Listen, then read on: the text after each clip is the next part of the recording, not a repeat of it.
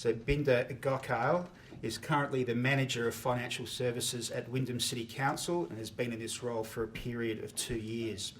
Prior to this, Binda held the position of General Manager of Planning, Forecasting and Performance Management at Telstra Corporation, as well as a number of senior executive roles within its corporate finance and treasury operations, including as alternate director of Telstra Super and a member of the Telstra Super Audit and Risk Committee. As an experienced senior executive and non-executive director, Binda works with a number of statutory and NFP entities, not-for-profit entities, including Trust for Nature, Satellite Foundation, and Women with Disabilities Victoria, focusing on the implementation of public policy and customer client advocacy outcomes. Binda is thoroughly enjoying her time in the local government sector, so am I, which enables her to bring together her interests in finance and community and, of course, engage in the current debates around rate capping. So welcome, Binda.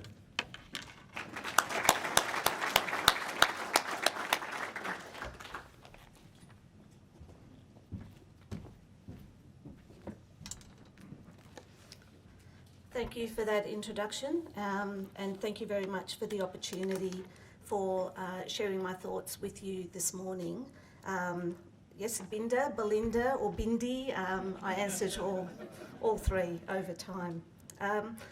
Look, so welcome to the dilemma of rate capping and all the angst that's going to go with it, and I've got a bit of a, have been here sort of moment, deja vu moment, because it's exactly the type of conversations and the sense of urgency that the Victorian councils went through prior to the legislation sort of being tabled and finalised. I note the audience here this morning is quite diverse, and each will have differing views and differing levels of passion on rate capping and what it means to their particular constituency. But what I'm going to be attempting to provide is really a Wyndham perspective on what we did, how we engaged both with the various regulatory bodies as well as our community and where we are today, so our journey into that. Just some, I guess, initial observations, and these are also personal opinions. The decision to impose a rate cap is a populist one, and really I feel risks being portrayed in very simplistic terms to the community. So if you go out to the community and ask the question, do you want to pay lower rates, you risk getting a very simplistic, straightforward answer of yes, of course we'd like to pay lower rates. It's not until you engage in that detailed conversations with the community and take them on the journey of the detail of what council decisions involved and the services and all of that which it implies, that you really start getting quite surprising results. And I'll take you through our journey in that aspect, where we're finding a lot of the community start becoming advocates with you in terms of some of the commentary on the legislation, etc. The mantra of rates, roads and rubbish, again, is a very simplistic statement. And while the media might pick up on that and say, yep, that's what councils do, and what does it, and we can control the costs of doing that because you unitise everything, and that's fine. When you start dealing with the community, there is a strong recognition that there's a vast array of services that and a dependency on council services and infrastructure. So to the layman, and I still consider myself a layman, 2 years in local government, the conversations that I hear and the way I interpret them at both the federal, state and local levels is basically that, maybe we don't trust you, and maybe we need more transparency, we may need more accountability. And part of it is really that we want more control, we want more monitoring, and by the way, here's potentially more services we're flinging over to the other side. So the whole debate of cost shifting and what that means to the financial sustainability of councils comes in. The terminology used is still one of consultation rather than collaboration. So consultation, and I think there is a difference between the two. Consultation being potentially, we've got 90% of it solved. The question is, how do you feel about it? Whereas collaboration is, what are the community aspirations that we're driving for? When we talk about local government, what is our vision for local government and the quality of life? And, let's start working from that base. So, just, I guess, some broad perspectives. We have a Local Government Act in each state, New South Wales, Victoria and now South Australia, going through similar experiences, that sets, tries to set what local government stands for, or including sort of the governance elements and things that go with it. And I feel sometimes the rate capping element sort of is trying to override that, effectively saying, well, what we've got there doesn't work, so let's change it into another framework. Whereas, there is still room to say, well, we have a framework, so let's see how we can sort of work within that. So moving on to just the Wyndham experience, I guess.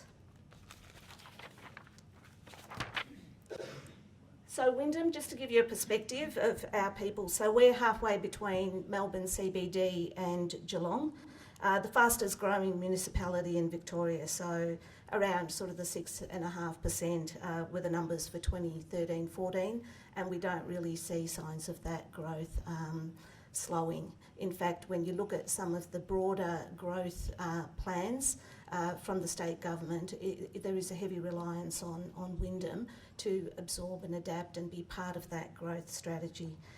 So the population, around 200,000 at the moment, anticipated to double by 2036. 82 babies born each week, so more than 4,000 births 2014, and so there's sort of that direct linkage in terms of continued reliance on the maternal child health services, and particularly kinder services, where we're seeing a lot of the funding gaps forming. The largest age group, 35 to 49 years at the moment, but then when you extrapolate out, 133% in retirement age expected by 2036.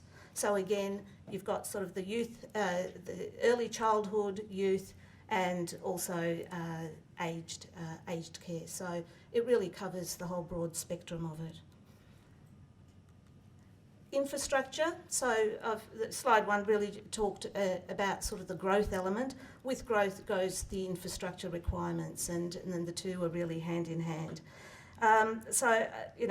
Roads to maintain, drainage pits and pipes, the whole asset renewal and the way that it is calculated and the way the metrics drive some of those asset renewal expectations as well. Developer contributions are a big funding gap for us, which I'll touch on a bit later. But all of these are about continued need to ensure that there is adequate funding to meet community expectations. So in terms of rate capping policy and what was the Wyndham approach? Well, firstly, before, as the thought processes and the bills into Parliament, etc., were developing, it was certainly about advocacy. So it was about looking at why there was a need for rate capping, just at a philosophical level. What did that achieve, and what were some of the shortfalls of that? And we were leveraging, obviously, of some of the New South Wales experience that had sort of been in that regime for a period of time. Seeking recognition as the Growth Council and what that meant, partnering with the state government on a lot of the growth initiatives, particularly around the developer contributions, where that is a legal contract that we have, that we're committed to providing a certain level of infrastructure. And we're really in a case where both the state government and ourselves, we both recognise that there are huge funding shortfalls embedded in the way those elements are priced. And some of the early rhetoric had been, yes, we acknowledge the shortfalls, but you've got a rate base you can leverage off. Well, now we're in a scenario where we still have the shortfalls, and yet there's a potential capping on that rate base that we're expected to leverage off. So those arguments, don't necessarily align. I guess there was a similar comment by a Prime Minister recently around some of the tax reforms, and, one of the comments that, you sort of highlighted was around, people who provide the services should be responsible for collecting the revenue. So why doesn't that hold in a local government context? Productivity dividend, and the early framework in Victoria did have, established sort of a rate cap, but then there was a productivity dividend that was deducted from that. Whereas our argument was we had an embedded productivity dividend policy in our planning processes, and this was really then a continuous double dip that, the sustainability of which hadn't really been tested before the frameworks were established. The impacts of cost shifting, and this is something which every council picked up on. It was a common theme and an impact to all. And when we actually put in for a rate submission, we've sort of left that piece out because it is one that applies to every council. And when I get talking about sort of our particular submission, just to highlight the Wyndham specifics that we've tried to incorporate. The timing, it's an election year for local councillors and also evaluation year. So the messaging to the community, enough time for councils to really prepare and start that community dialogue, and then to make sure that there's not the elements, the added confusion of it being evaluation year. So a lot of work for us around the comm strategy, given the timing of the rollout. So we're, I guess, into the future a bit in terms of there is a legislation that's been passed. And our strategy at that time was really to say, well, we can go harping on about it, but here is now the political reality, like it or lump it. How do we work with it, and how do we then drive the best outcomes? So it was about very, enthusiastic, you could call it, but engagement with the regulator, with the ESC, contributing to a lot of the workshops and things that they had around, well, okay, if this is a framework, then what does that variation framework need to look like? Can we then influence the reasonableness of that? The initial, the feedback we were getting is that there'd be data upon data upon data required. How do we sort of try and manage some of those expectations? So that was a pretty primary element for us. We took a lot of time in starting to develop community leaders, and I'll take you through some of that. The local government value proposition, did we understand what we stand for and what value we provided? Did we have our own house in order in terms of being able to articulate the unit cost, the service, create the service catalogues, the rhetoric that was out there at a point in time about why rate capping was not required, because we had all these things and we were governing well ourselves. Could we prove that out with all the data and the policy frameworks that we had? And therefore, a strong focus, obviously, on internal review, restructure, and being able to prove out the efficiencies.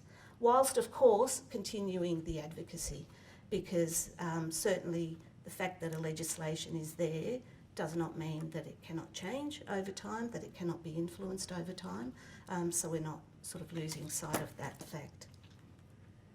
Just quickly, I guess our application, so we've put in for a 2% above the CPI, which would take our rates year on year to 4.5%, and that equates to around 3 million in year one. And I guess that's one of the issues as well. All these things in year one, it may not necessarily be a huge impact. Like if you're a two-income family, for whatever reasons you move to a one-income family, there are things you can do in year one. It's not until you get to the cumulative effect of years 2, 3, 4 beyond that, you're not painting, you're not maintaining, and things run down. So Our long-term financial plan is actually premised on a 5.5% growth. So even with this rate cap, there is a shortfall. The decline in revenue, obviously, and the sustainability of our operating surpluses at the time.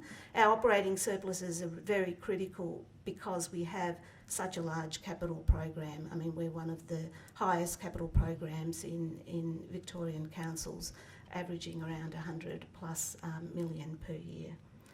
The community feedback that we had and the panels did support, provided we went through a logical thought process and could prove out to them our case, there was support for a rate variation, and that came out strongly through the community panels that we had. We also looked at borrowing capacity. That's one thing that, it's very easy to jump on, particularly where a lot of local councils may be undergeared or historically have not, gone to sort of the debt. And there's still a mindset issue that you need to get the councillors across when you start sort of gearing up your balance sheet. We've got a sizable debt. We've got, by the end of this year, we'll have 55 million in borrowings, which is around 35% gearing for us. And the shortfalls in the DCs and the way some of those developer contribution agreements are structured, there's an embedded borrowing requirement in there of around 40 million. So when you add the two together, we are a significantly geared council. So we didn't sort of see opportunity to sort of push any further on that. So capital funding shortfalls over 4 years, we've estimated to be around 36 million.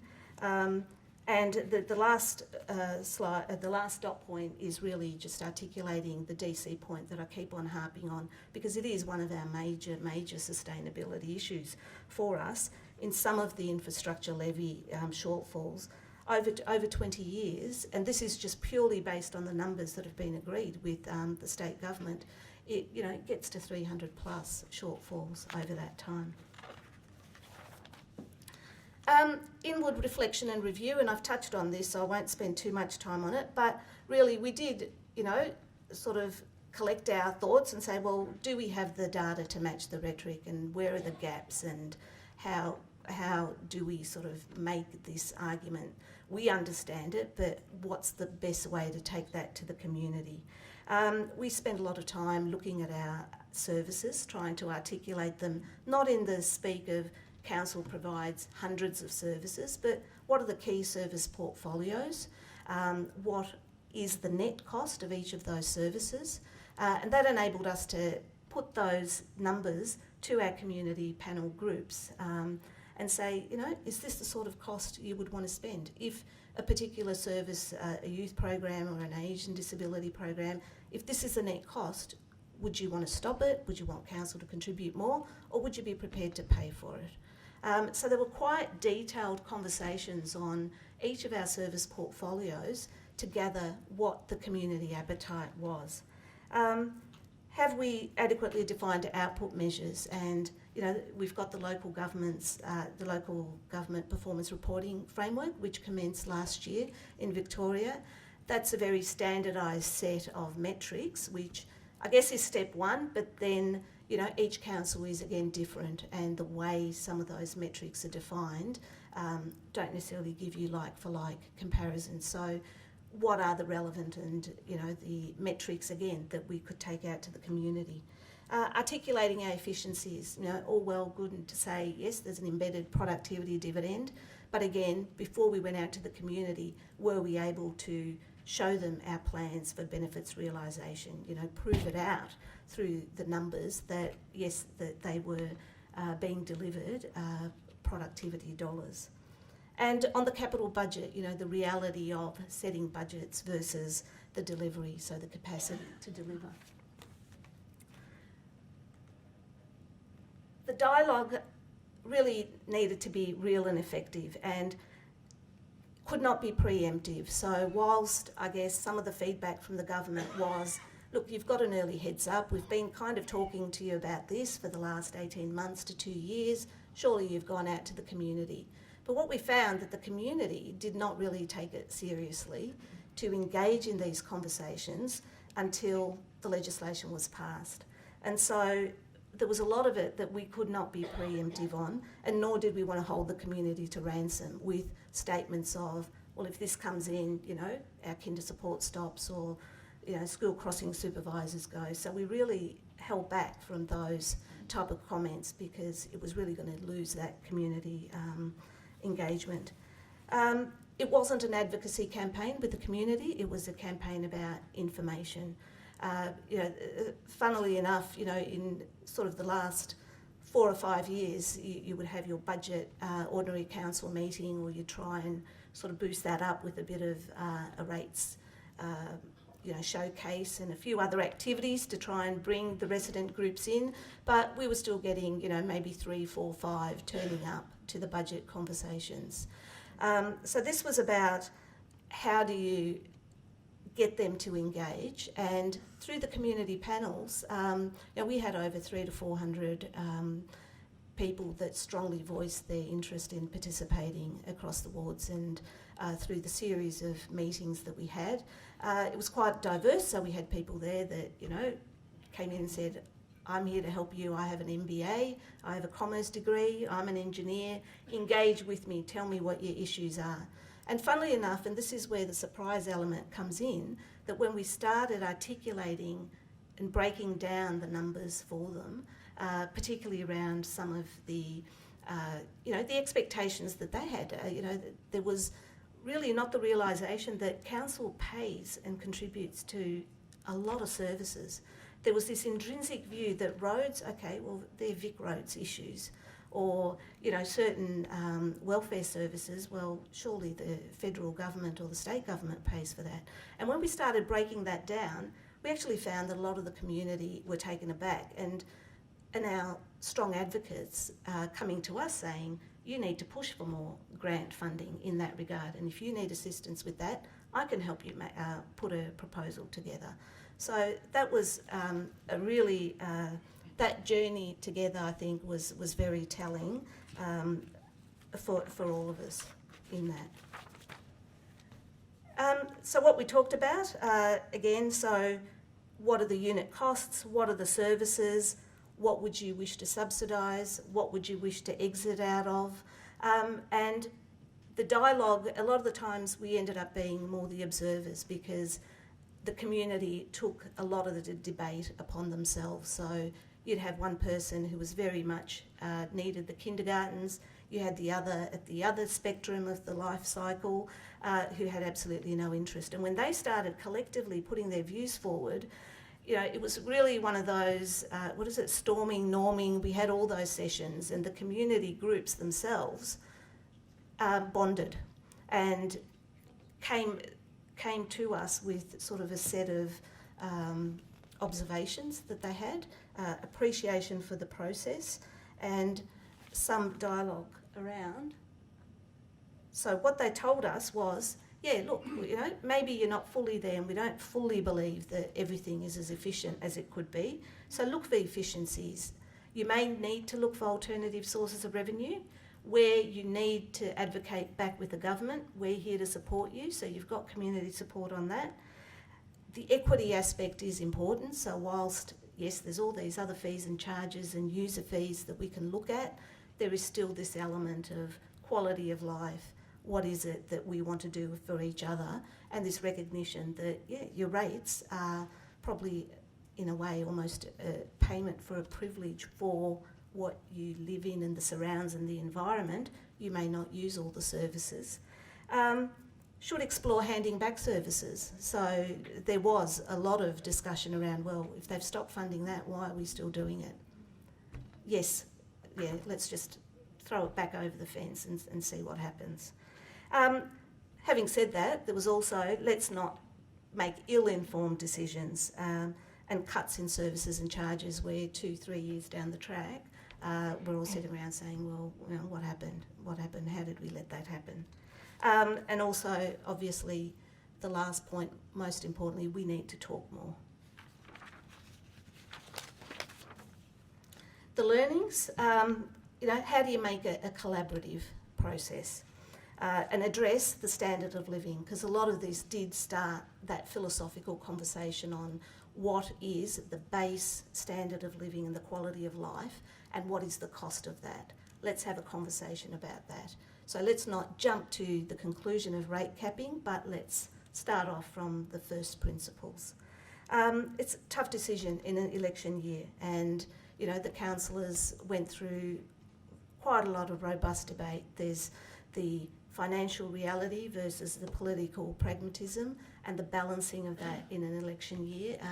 And I think our councillors, took a very brave decision to move ahead with that. The time for advocacy versus the political reality, how do you balance that? When do you make that shift? Does it have to be clear cut, or are they both sort of on a continuum? The pros and cons of cross-council engagement, and by cross-council I don't mean within our council, but getting together with other interface or other growth councils on the commonality of that story. We found that to be a very rewarding and worthwhile process. It did sort of escalate some of the issues to the government. The cons against it is, at the end of the day, you need to think about your municipality and what makes you different to anybody else, because it gets back to my comment earlier on the cost shifting. If 79 councils, if they put in a variation submission saying, well, it's all to do with cost shifting, well, we're all in the same bucket together, but what is it that about Wyndham that's different? The data evidence, and that to me, and as a finance person, was very critical, that every statement we made was there data within our systems that enabled us to support that, because otherwise we risked a lot of it just being words.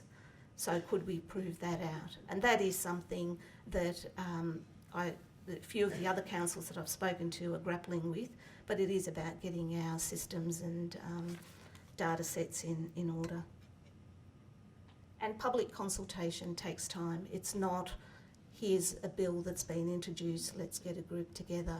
And therefore, I can't sort of stress, from my experience at least, the timing and allowing the time of some of these things to filter is extremely critical. So some questions for us to consider. What can we do? The community seems to dislike all aspects of government at times. We're the closest to the community, so us as leaders sitting around, what can we do to improve the reputation of councils with the community? How well do we communicate the cost and level of services?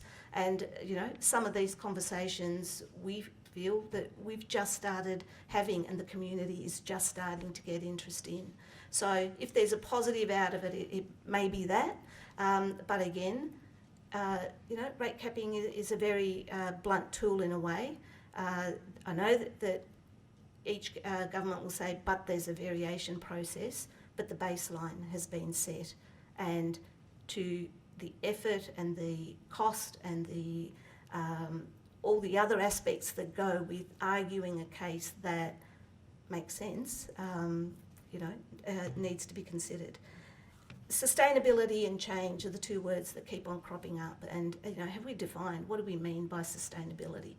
Because what our community told us is, don't cut any services. We want you to continue doing everything. So is sustainability in the terms of the services, or is it financial sustainability? Because the two in a rate capping environment may move at odds. Leaders of change, again, looking inward, do we see ourselves as leaders of change? The fact that we have a local government act and a framework, but governments have seen the need to overstep that and come in and put a blunt tool in, do we need to reflect on that and say, what have we done within ourselves to drive some of the transparency or the community confidence, etc., that's there? Disruptive or incremental. So whatever change happens going ahead, how do we sort of position ourselves within that? And again, is this about long-term structural reform? Again, underlying what is our aspiration on the quality of life, etc., or is this about short-term impacts in terms of, let's put it out there, let's see how we go for this term, 2 or 3 years, low-hanging fruit we're likely to get, and then we move on to something else. So I'll stop there. I might have gone a bit over time, so apologies for that. Yeah, so happy to take questions now. Or? Can you tell us what your current year's rateable income is for your council? Can you tell us that? Yes, so I mean we're going through the plan process at the moment, but our collection from rates is around 130 million. Thank you. And just so I've got it right, so you've got a 5.5% growth factor, CPI 2.5, there's 8, and you're going for another 2%, so you want a 10% increase in your rate base for the next year? No, the 5.5 that I talked about is what our year-on-year rate increase assumption was in our long-term financial plan. Thank you. So rate capping will give us 2.5, and we've gone for a 2% variation above that. So we're saying we would like to increase year-on-year rates for this next year by 4.5%. Thank you. Hello. Jill Whittaker from Campbelltown. I'm just wondering if that includes growth factors. So you'd have more money coming in because of growth. So is that included in those percentages? Yes, it is, yeah. One down the back. Just if you are able to, what are the key similarities or differences between the Victorian and the South Australian rate capping systems? The Victorian one, and I haven't got sort of the full legislation here, but I think, and I've had a quick read through sort of what has, what's on the table at the moment. I think the conversations around what is the appropriate rate. We went through a lot of dialogue in Victoria about CPI not being the appropriate base, and the local government costs obviously extended above that, and that was quite easy to prove out. I think your starting point may be different, but I think regardless of what that starting point is, because there's always going to be arguments for and against whatever number you start with, it's part of the discussion is around should there be one at all? Should this process happen at all? And what does that say for sort of the ability of local government to engage with their community and to determine their own numbers? This extra layer of compliance that comes in, is that required? The productivity dividend, I'm not sure. It was originally in the numbers, but in the final legislation that was taken out. And the way the final legislation in Victoria reads to me is that the minister has a lot of flexibility in looking at different council, so whether it's a growth or an interface or whatever. So I think from the initial ESC proposal, some of the elements have been changed to allow the minister flexibility, but the ESC is the regulator, and it's really, look, it's year one. We'll see how we go through this variation process, and probably be able to comment more on once we get that answer back. Binda Yates, Holfrost Bay. Just wondered, have you actually cut staff as a consequence of this, or reduced services in any large extent, or are you waiting to see what happens for the next year or so? Yeah. So our plan next year is premised on same services at the same service level. There is an org review underway at the moment. We've recently also had a new CEO come in, and so that was always on the table. There haven't been sort of staff reductions, if you like, specifically linked to this, but it's ongoing in terms of our productivity, and we've got a program excellence at Wyndham where there is continuous review of service and efficiencies, but nothing in, directly in relation to that. Having said that, part of the gap, so we've articulated a gap of around 4.5 million in next year's budget. Around 1.5 million of that we're saying we will look at driving internal productivity, and the org restructure and things like that will form part of that. And then 3 million of that will be where we look at cutting back capital programs. So that's if we're not successful with the rate variation.